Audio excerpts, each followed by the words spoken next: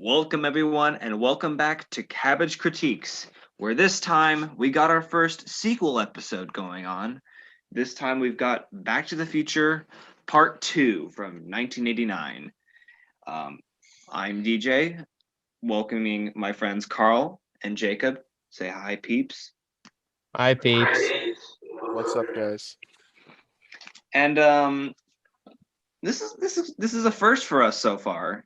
This is the first time we've actually, followed up with a second review on a movie we've already done. So this is pretty exciting. Well, doing a sequel to a movie we've already done. Yeah. So for the people who haven't watched our Back to the Future 1 review, you should do that. I don't know why you would be here if you haven't. Link will be at the top. Somewhere. But we're here reviewing Back to the Future 2. Like I said, it came in 1989. Carl, do you mind filling us in about some of the roles in this movie, things like that? So we have Michael J. Fox as Marty McFly, Marty McFly Jr., and Marlene McFly. Michael J. got a big paycheck this time around, did he? Yep. We have Christopher Lloyd as Emmett Doc Brown, Lee Thompson as Lorraine Baines McFly, Thomas F. Frinkson as Biff and Griff and Biff's grandmother, only by voice though, unfortunately. And some of the other characters appeared, like we have Janet Parker, Mr. Strickland, George McFly, Marvin Berry, the Western Union guy, Terry, and Doug J. Needles. So yeah, we got a lot of returning cast coming around on our second go around. Everyone's 4 years older, and we're going 30 years into the future. No, DJ, we're going back to the future. Oh, because that's the name of the movie. I get it now. All right. And enough. Don't call him a chicken.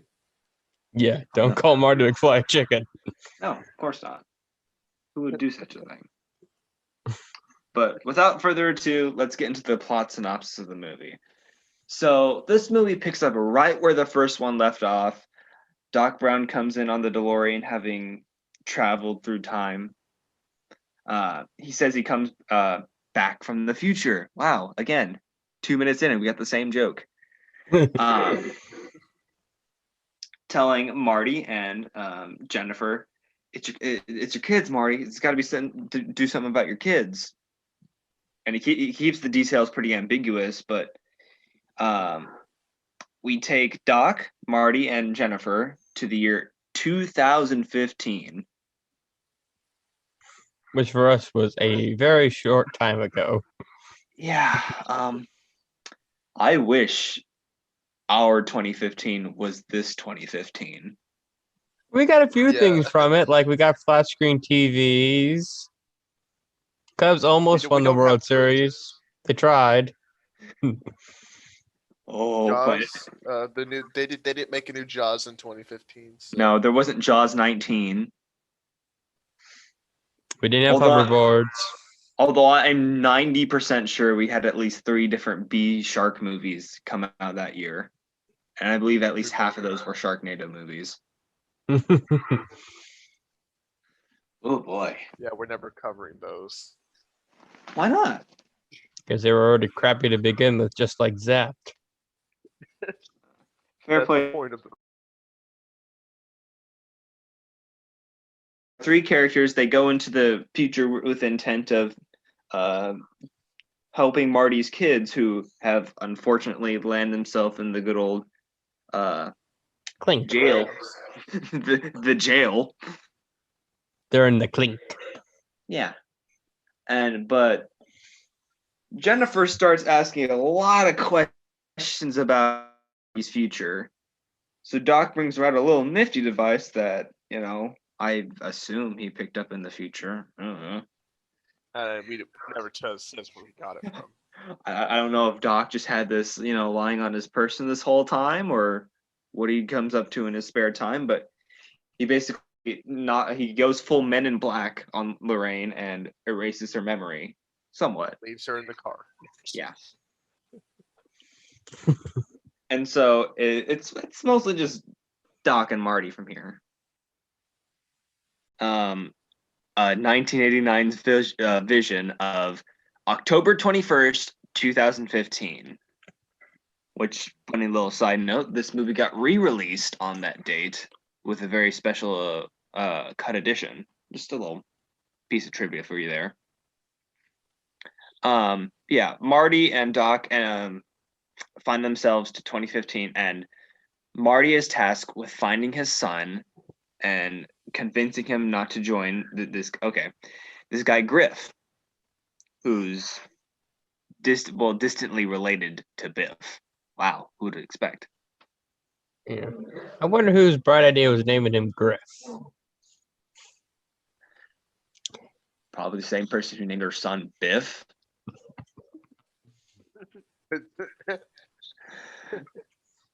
Yeah, he's tasked with keeping his son from talking to Griff, who's a big gang leader. He wants to I forgot exactly what it was, but do some kind of high stakes robbery. Something of that sort. So he has to convince his son not to do it. But he walks into this place called the Cafe 80s, which is just a good excuse to use an 80s setting in this futuristic town. Kind of makes sense since it is the future, and even nowadays we have things where we have retrospective of the 80s, the 90s, the 70s. Well, people love the 80s. And the 90s. Yes. This wasn't too off from the 90s as well. But let's see, where was I? Oh yeah, Griff and Marty Jr. So a lot of shenanigans happen. Good old Grandpa Biff is here talking to his grandson. And Marty finds out that his son is kind of what's the best way to put this without sounding mean? A wimp? A loser. A loser? Yeah. He's really letting Griff and his gang push him around.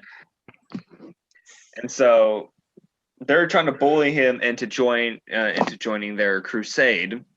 And so they toss him over the counter, and by that point, he's lied out.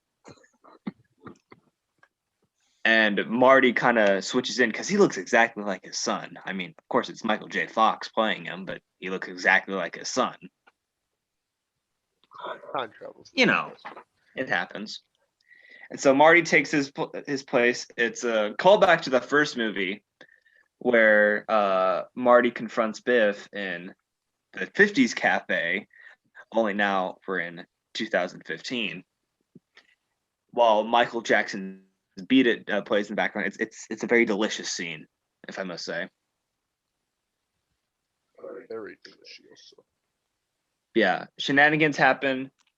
A lot of callbacks to the first movie, but instead of Marty stealing some 50 kids' scooter and turning it into a skateboard, he takes some girl's hoverboard because those exist in the future, which hasn't happened yet. I feel very disappointed we don't have hoverboards yet. Get on it, guys. Come on. Come on now. But even Biff himself says there's something very familiar about all this. And Marty ends up making Griff and his gang crash into the museum. Legendary. Which actually kind of reminds you of when Marty was back in the future in the first one and made Biff run into a manure truck. Which, again, another delicious scene. I could watch that over and over. But this causes Griff and his gang to get arrested by the police, and therefore Marty's son doesn't go to jail, which then in tow makes sure Marty's daughter doesn't end up going to jail trying to break him out. So we're about, 20 to 30 minutes into the movie. Main conflict is over. Let's wrap this up. Let's go home. But wait, There's more. While during his, expansion into the 21st century, Marty comes across this shop that sells old antiques, and he finds a sports almanac from, was it the 50s to like 2000, something like that, the past 50 years of sports. So he decides, well, I could make some money off of this by betting on every sport event, which is not very good. which is not very morally acceptable. And You're working with time travel. Doc finds out about this because he ran off to go do whatever such and such. No, he was going to go knock out he was supposed to knock out Marty's son, but the machine that he used on his Marty's Jennifer. girlfriend Jennifer was already used, so he didn't knock him out as long as it did. Yes. Thank you for the clarification. That is why you are our facts guy. Didn't help that I just watched that movie about an hour ago, so I still have all the details in my head. Yeah, all that happens, and Doc basically acts like Marty's dad, and he's being the moral figure here, saying, "Marty, I created the time travel. I created the time machine to travel time, not to earn money." And so Marty's he's playing coy about it. He's a teenager from the 80s. What do you expect? But Like, Grandpa, you can't make me lose money. pretty much.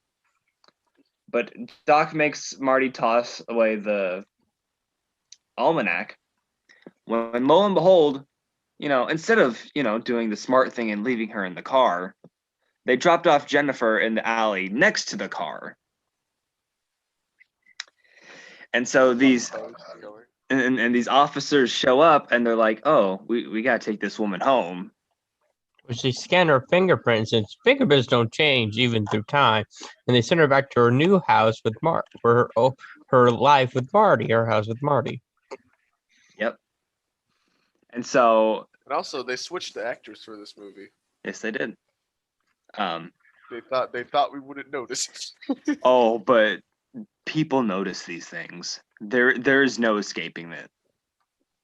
No matter what, people notice these things.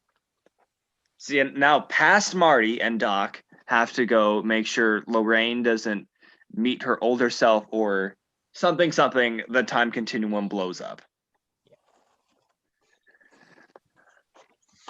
And so but out of the shadows, who's this?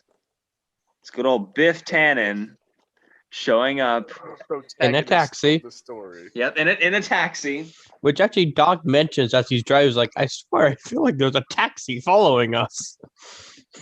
Because when Marty and Doc fly off, Biff says something like, "I haven't seen a DeLorean in 50 years," or no. He hasn't seen a DeLorean fly in 30 years. Yeah. And so he finds out, oh, this is a time machine. Imagine what I could do with this. So while Doc and Marty are going in fetching Jennifer, which she ends up meeting her old self anyway.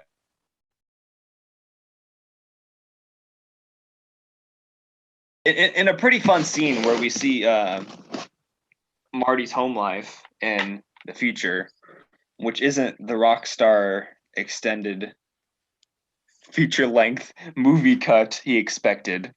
No. Because it's only mentioned in passing glance here, but it's built further off in the third movie.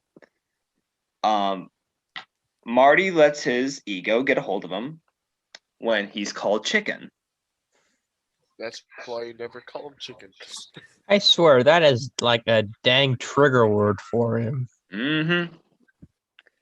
And It's only passingly mentioned here, but they mentioned that this led him to get into a bad car accident, and he couldn't play guitar anymore. That was No, that was his injured dream. his His hand. dream, his dream was to become, a rock and roll star. But with his hand injured, he couldn't play anymore. So his life kind of went into a downward spiral from there. We even see him get fired from his job here in the future. Yep. Next to that mean-o Mr. Needles. Yeah, because isn't it his high school teacher wants him No. to get in on something with him? Not high school bully, because that was like, but it was someone from high school, just the high school jerk. Yeah. Who cons him by calling him chicken into losing his job. But kids, don't do that. Don't do control your control your emotions, please. It's very important. This message was brought to you by the CCPA.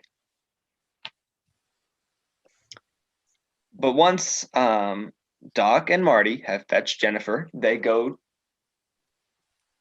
back to the past, not the future. Lo and behold, when they come back, Marty just passingly mentions, I don't remember bars being on these windows.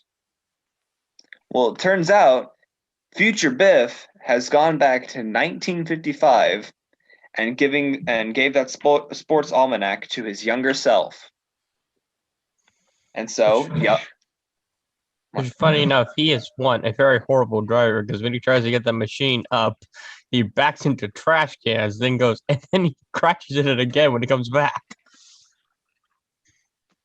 That's why Grandpa Biff no longer drives. He may have paid for that nice car, but that didn't mean he could drive. No. Yeah, he goes back to his younger self, gives him the sports almanac, and so young Biff from there bets on horse races, all this kind of stuff, makes millions of dollars. Yep. Which that sends what Marty's present is into an absolute chaos. A chaotic that's dystopian future. Yeah, that's the word. I can't say it, unfortunately.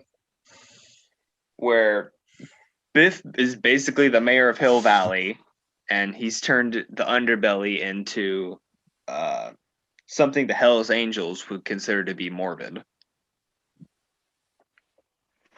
And so Marty returns to the present and finds out all this bad stuff has happened. Yeah, like Biff secretly killed Marty's father, George McFly, forced Marty's mother, Lorraine, to marry him. It also had just so she could keep her kids from going to jail. Yep. And Doc has been also committed to a mental hospital. So yeah, this is worst timeline, basically, both figuratively and literally. Yeah. The quote Community, this is the dark timeline.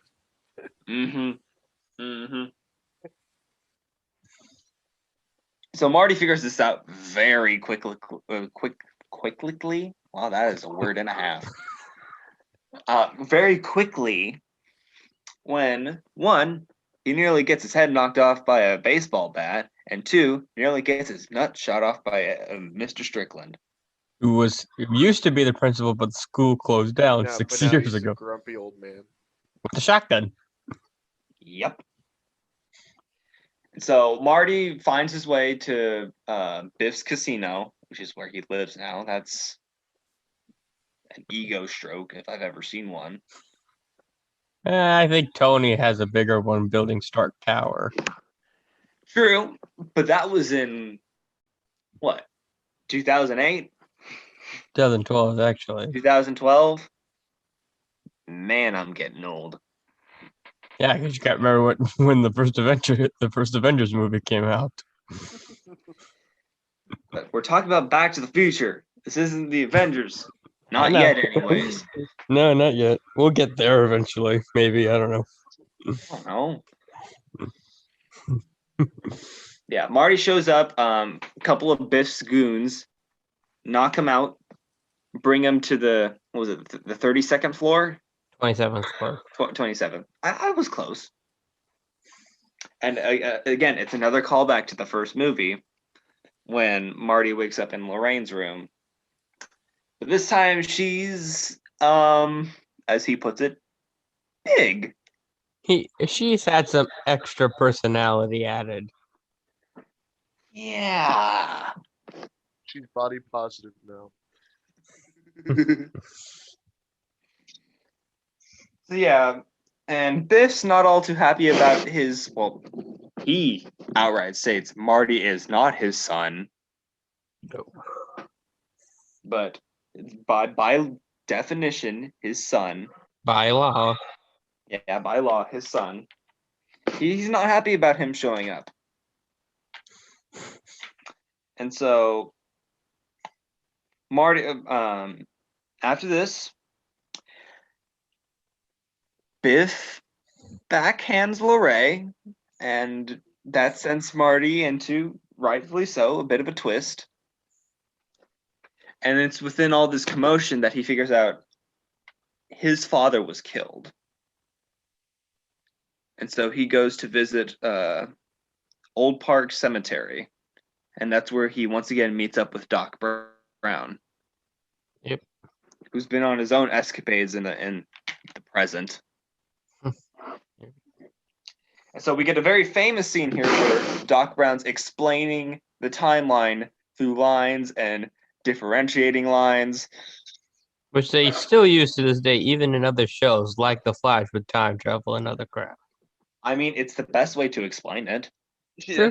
If you show a straight line and then divulging paths, it's the easiest way. It's the easiest way to explain fictional timelines. If they can, it's the same way of Flashpoint, by the way. Shameless plug for the Flashpoint episode. Go watch that. Just do it. Just It was one of my favorites to make. That was fun. But we're getting off topic though.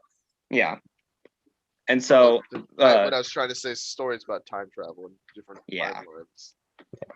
So Doc explains we have to get that almanac back and burn it. Just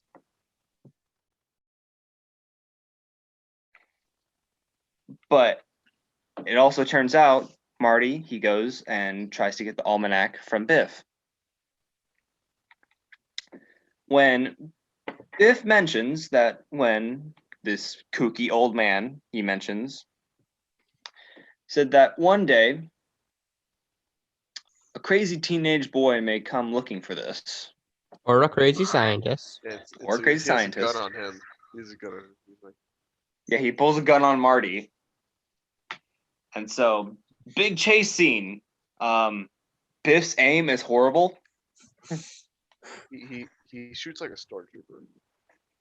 A stormtrooper who's high and drunk. I'm sorry, but but you know, chase scene ensues, and Marty and Biff find themselves on the top of the casino. And Marty has the choice: either get shot or jump. He picks C. Fly. Doc Brown ex machinas himself in on the DeLorean right as Marty jumps off. He lands in, the door flops up and knocks out Biff, which is the best knockout scene I've seen in any movie. Screw you, Rocky. And we'll get to it, but I thought the scene where Marty knocks out Marty was pretty good as well. We'll get to that one soon. But yes, and Marty says, no, we're not done here. We got to go back to 1955. November 12th, 1955, the same year as the dance. Wow. Dang it! It's almost as if so many different pivotal points in time were linked there. So they have to go back. So theoretically, at once there's two Martys from the future in the past. And one Doc in the future and one in the past. Yeah, so we got a lot of mixing plots here. But basically, we're in the set of the first movie, except Marty's got to steal back the almanac from Biff to make sure that past Biff cannot turn into present Biff. Reminds you a It's lot of all- Endgame. Yeah, we're in the semi-end game now, boys. Again, stuff ensues. Strickland damn near breaks Marty's hand with a chair. Oh yeah, he tried. Yeah, because Strickland sees Biff. He can smell the alcohol on his breath, and he takes the almanac from him. And Marty follows Strickland into his office. He pours liquor into his own coffee cup, and Marty's trying to reach for underneath the desk. He almost has it, and then Strickland's chair moves back and smashes his hand. Okay. Carl, I know you haven't watched Adventure Time, but I think Jacob will get this. I can't remember what episode this was in, but it's an episode where Finn and Jake sneak into Marceline's house, and they're trying to not make any noise, but a spider comes down and bites Jake, and it's just I know. Yeah, I don't remember that one. it's a very silent scream moment. Yeah, like Marty's like trying to not scream. Like he's even biting his own hat, not trying to scream. So yeah, but it turns out, oh wait, ooh la la, ooh la la. Of course, it's some fancy pantsy women's magazine that Biff had snuck in. Yeah. So now Marty's got to head off again to And go track. The funniest thing is he calls Doc on his walkie-talkie like, "Where's like I thought I had it," and he's like, Doc's like, "But Biff still has it. So where's Biff? I don't know." And right behind him in the way. Yeah, right behind him. This is very good practical editing here. They're replaying the scene in the first movie where Biff gets knocked out by George. Yeah, it's like, why don't you were just at the stats earlier. You have to remember, George knocks out Biff. You And so idiot. after this, Marty heads out there and he's like, "Of course!" And, Biff's starting to come to. And Biff's like, no, not Biff. Marty comes out, decks him again for good measure, and steals the almanac off him while people are thinking, did he just steal his wallet? I think he stole his wallet. And when Biff comes to, he's like, I think he stole your wallet. I think he stole his wallet. Like, really? We know you thought he stole his wallet. You've said it like 5 times already tonight. Oh, this movie is nuts. It's a lot more cohesive when you watch it, but us explaining it here is just nuts. But yeah, there's a bit of a hot potato going around with the almanac, but eventually Biff drives away, and Marty has to follow him on the hoverboard.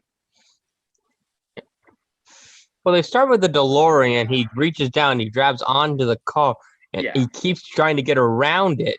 First, it's in the back. He reaches in, and Biff takes it and looks at it like, okay, and puts it next to him.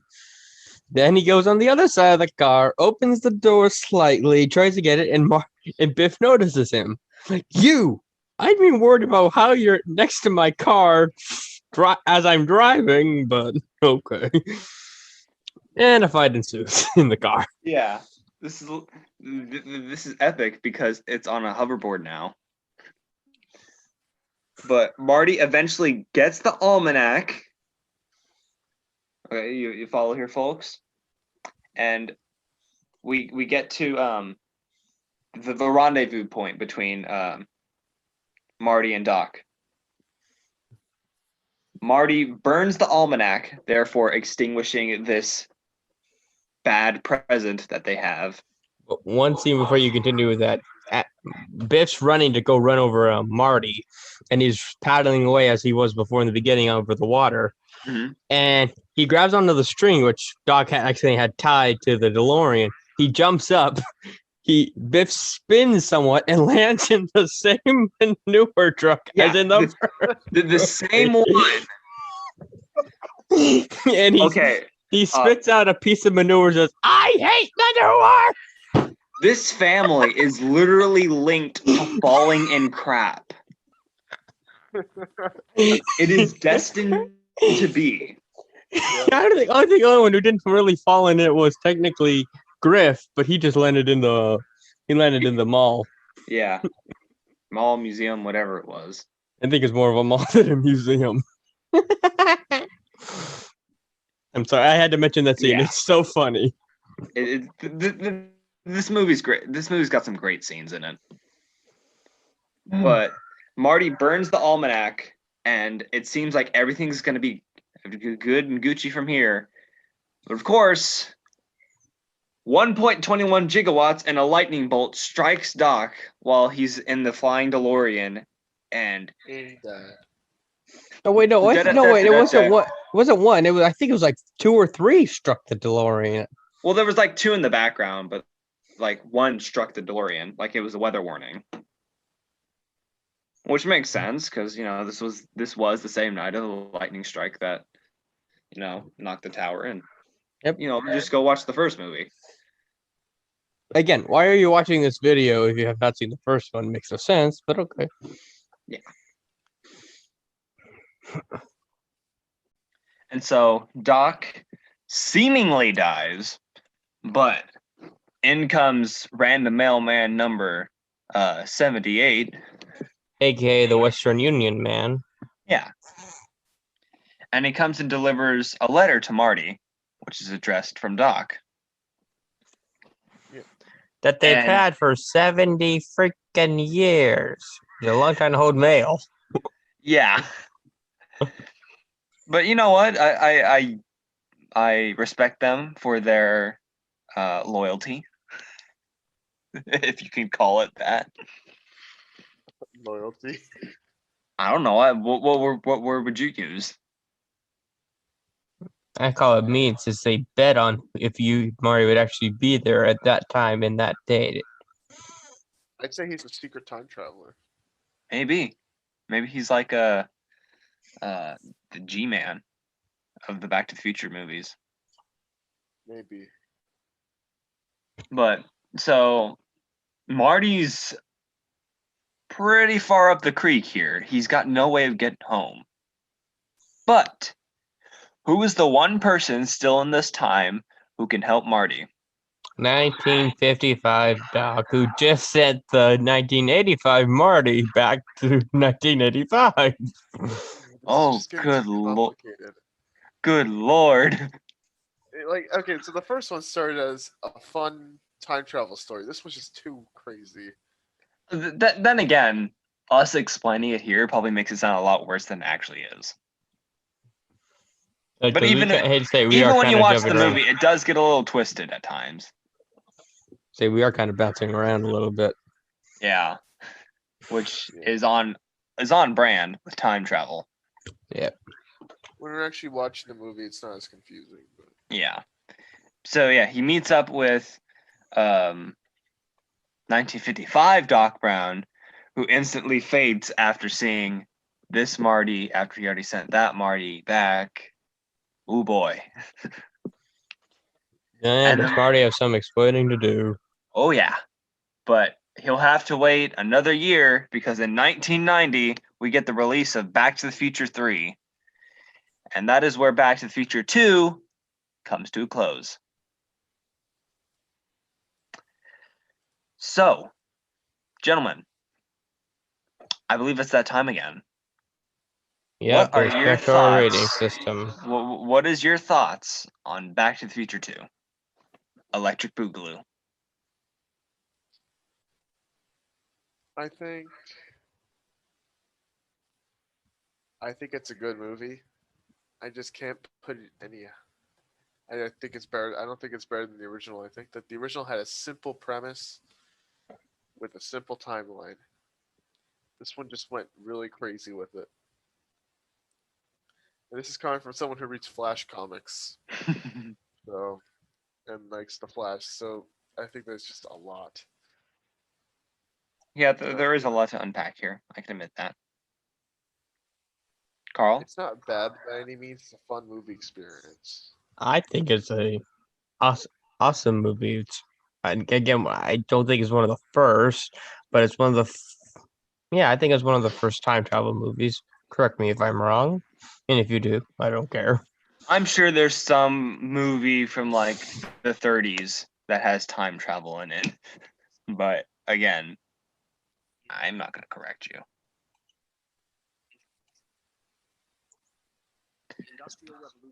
But I But say I give it an A. you give it an A? Jacob, what do you give it? I give it a B plus.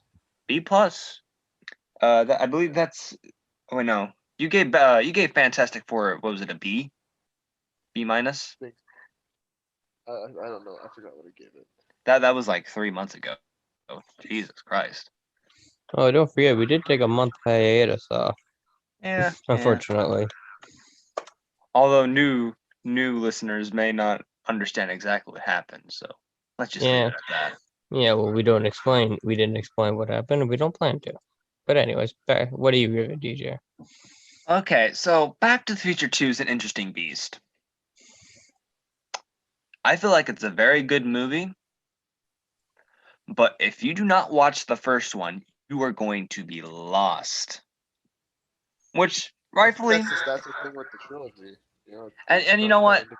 I'm not here to say that every movie should be an anthology. You could have follow-ups easily. So with that, but also the callbacks to the first movie, I really do dig the 2015 like set. I think it's great, if not a little hammed up. Yeah, it made 2015 a little Underwhelming. So I think I think we're all in a collective agreement here that this is not as good as the first one, but that it's not a bad sequel either. It's no Terminator 2. No. But it's no Fox and the Hound 2 either. So for that alone, I think I'll give it a A minus. I fluctuate between an A and an A minus, but it's still really good movie. So just to clarify, A minus for me, B plus for Jacob, and I believe you gave it an A, Carl? I did. Alrighty then.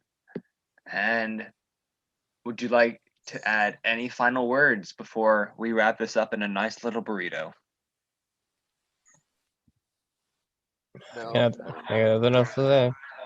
No? That's enough of that. Alrighty then, people. I feel like I can speak on all of our behalf that this was a fun movie to come and review. Once again, I've said this for like the past month now, but we have no idea what we're doing next week. actually, we we do. Oh. we have a few ideas. We haven't nailed What do on we the have? idea of what we're doing. I mean, we've always considered doing X-Men. Yeah, true. Rise of the Silver Surfer. I'm not gonna say it, Jacob. So screw you. Are you sure you're not going to say it? I'm not gonna say it. I swear to God. What I've been thinking of is might be covering Spider-Man. No, Flashpoint's been our only comic themed review, and that wasn't a review, that was a retrospect. So it would be another first for our channel by that point.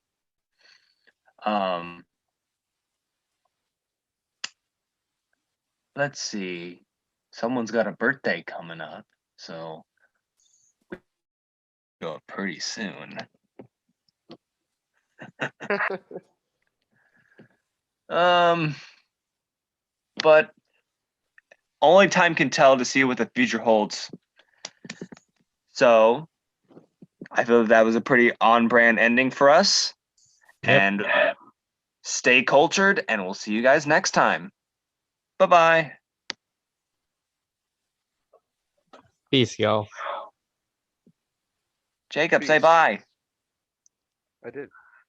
No, you You did. didn't. Say it louder. Peace, guys. See you next week. All right.